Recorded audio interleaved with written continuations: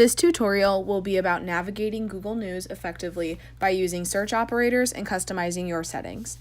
In the News chapter of the Be Credible textbook, Google News is described as the one-stop shop for reading news from a variety of sources. It can be very useful for discovering the latest news stories in your community, your country, or the entire world. Starting from the Google Chrome homepage, I can either click on the Apps icon and then click on News, or I can type into the search bar news.google.com.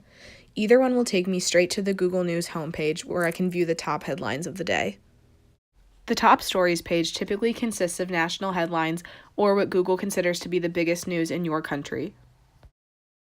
In the For You section, Google chooses stories that it thinks will interest you based off your location, previous searches, and interests. For me, that means KU Sports because of my location, articles about Uber based off previous searches, and articles about skincare based off my interests. Google News has a plenitude of categories, including US, world, local, business, technology, entertainment, sports, science, and health-related articles. We know from the Be Credible textbook that Google has algorithms to guess the information that you want to see. That's why my Google News homepage might look different from the next person's. Luckily, there are ways to customize your settings. One of my top stories is from CNN. Let's say that I like this publication. I can give it a thumbs up so Google knows to show me more from it. But let's say that I don't necessarily like CNN. I can give it a thumbs down. This helps Google guess for next time. I can also save an article by clicking on this icon. When I'm ready to access the article at a later time, I click on Favorites in the upper left-hand corner and then Saved Stories. All saved articles will be in this folder of Google News. Now I'm going to show you how to perform a search. Let's say I want to read about Planned Parenthood in the news. I can type that into the search bar and a bunch of recent articles will come up. Again, I can save an article or give it a thumbs up or a thumbs down. Google News also lets you share an article via a link or on Facebook or on Twitter.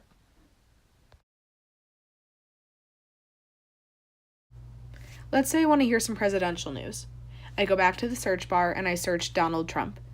He's always in the news, so the results might be very broad, as we can see here. If I want to get more specific, I can use Google search operators.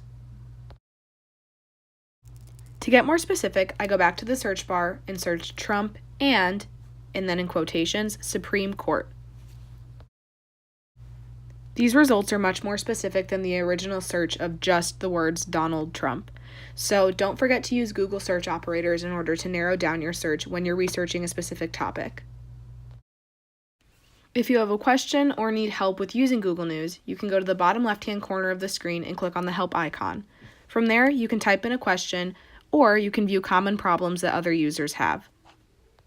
This is also where you can go to customize the settings of your location, the publications that you like to see, what you don't like to see, and other settings about your profile as a Google News user.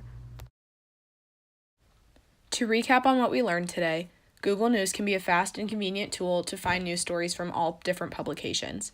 Like conducting a regular Google search or a KU library database search, you can and should use search operators to narrow down your search. Remember that Google hides some information from you because it guesses what information that you like to see.